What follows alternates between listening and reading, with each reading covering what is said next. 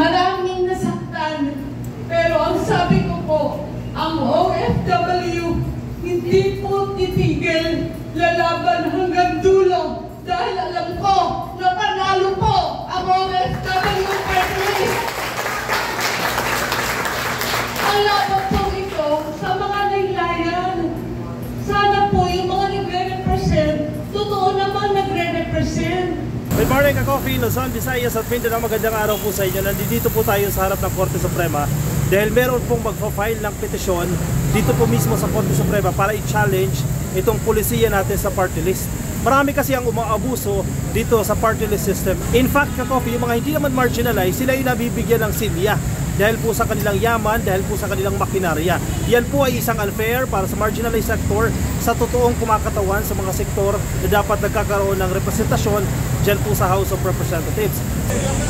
Hello, nandito po yung mga abogado ko, mga dekampanilya to. Kahit nandito lang po kami, kaya namin ipaglaban. Ang OFW party list, pinakamasipag sa Kongreso. Magpa-file po ng petisyon dito ang OFW party list. Ako, matagal na natin sinusuportahan itong OFW party list dahil alam natin ang kanilang ipinaglalaban ay ang kapakanan hindi lang ng mga OFW kundi mga kamag-anak nila dito sa Pilipinas. Ang pinaglalaban po ng OFW party list dito ay hindi po yung pwesto. Ang OFW party list po ang pinaglalaban natin ay yung lumilihis na diwa po na dinisenyo ng konstitusyon para po sa mga marginalized and unrepresented sector o ang mga nasa laylayan po ng ating lipunan. Sino po ang magtatanggol sa ating mga OFWs at mga seafarers kung mawawala po ang boses ng OFW sa Kongreso?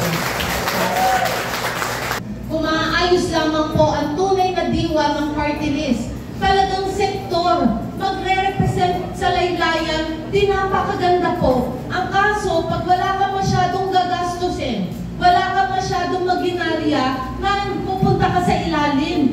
That is so unfair. Paano po yung mga tao, mga constituent na umaasa sa inyo? Ito po ay hindi lamang po para ngayon. Ang laban po ng OFW party list sa iba't ibang sektor na dapat po magrepresenta at magkaroon ng boses sa Kongreso. Hindi po pwede na isang party list nandun na lahat ang seat. Isang party list nandun, ang nire-represent nila, yung kanilang lugar. Paano naman po yung iba on a bigger scale na dapat i-represent? 38.34 billion US dollars ang remittances ng ating mga OFWs kasama ang mga seafarers. Ekonomiya ng ating bansa, napakalaking bahagi ng ating lipunan, walang boses sa Kongreso. Hindi po ba nakakatawa yun? Napaka-ridiculous at napaka-unacceptable. Ganon din po yung ibang mga sektor na walang representation dahil napunta sa laylayan, hindi kasi gumastos. Ano gagawin natin? Ang akin po, yung totoo lamang po ang sinasabi ko. Marami po ako narinig, marami nag-complain.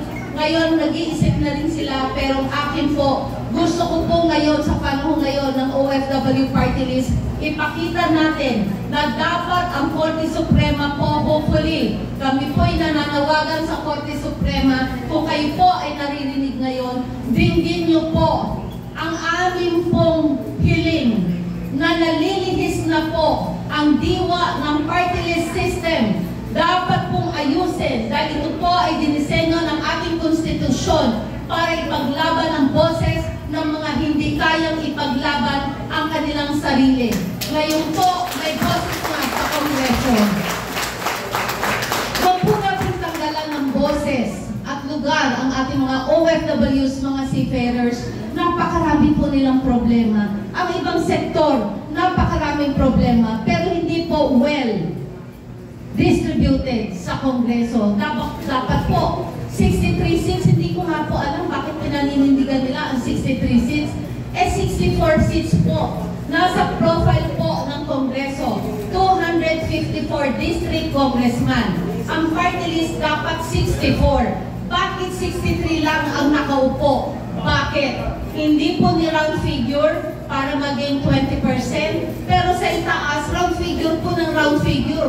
Kulang po para maging 200,000, 250,000 vote. Bakit na round figure? Kami po na 12,000 vote, hindi po kami round figure, 12,000 vote ang kulang, 250,000, 300,000 votes, round figure. Hindi po ba katawa-tawa to at masyadong kalapastanganan na sa ating party list system?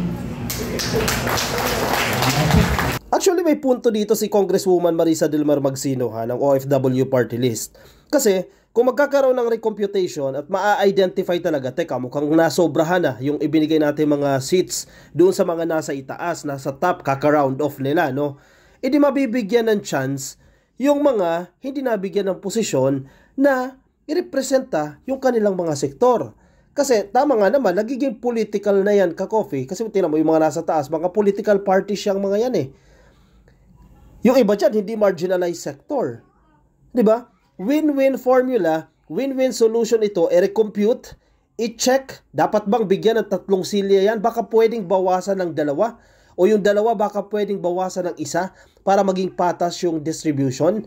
Kasi unang-una, again, kini-question nila yung naging computation, yung allocation nila ng COMELEC dito sa mga party list members. At yan ay isinipan nila sa Korte Suprema. Hihintayin na lang natin yung resulta. Win-win yan, ka-coffee, para sa lahat yan. At least, nabibigyan natin ng essence kung ano ba talaga ang party list. Ang maging kinatawan o katawanin ang mga marginalized sector, mga underrepresented ng lipunan, hindi mga political parties. Hi, hello po. Ayan. Hello yan mga kasama natin ka-coffee na mga OFW, mga kamag-anak na mga OFW. Ayan. Hello po sa inyo. Alam mo ka-coffee, ang maganda sa mga miyembro nitong OFW Party List, mga sumusuporta sa OFW Party List, disiplinado.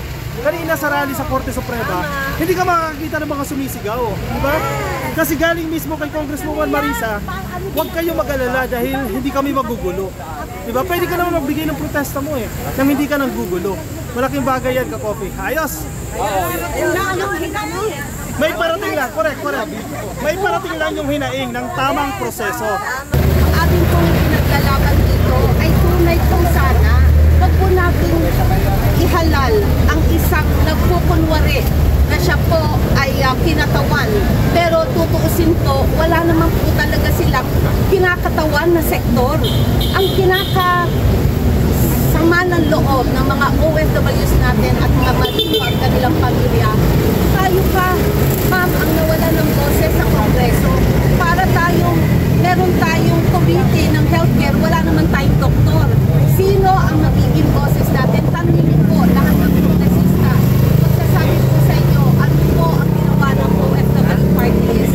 Ngayon lang po nila nalaman na $38.34 billion ang remittances. Napakalaki po bilang pag-suporta sa ekonomiya ng ating bansa. Sa totoo lang, hindi lang ito para sa OFW Party List eh. This is for the future. O sige, sabihin na natin, hindi maging pabor ang desisyon ng Korte Suprema. Matapos na ang termino, let's say 20th Congress, matapos na yan at wala pang desisyon ng Korte Suprema dyan, at least yung mga susunod na henerasyon, yung mga susunod na tatakbo sa pagka-party list, hindi na maaabuso yung sistema. Dahil malinaw naman na may pang-aabuso sa sistema. Anong dapat natin gawin dyan? Siguro sa COMELEC magkaroon ng initiative na i-revise yung guidelines o paano ba yan? Kinakailangan ba ng legislation yan? Magpasa ng batas para matiyak na hindi maaabuso itong party list system dahil malinaw naman na may advantage dyan yung mga bilyonaryo, may advantage dyan yung mga political clans, mga malalaking pamilya, malalaking political clans dahil they have the machineries, they have the funds na kaya nilang mag-ikot ng bansa.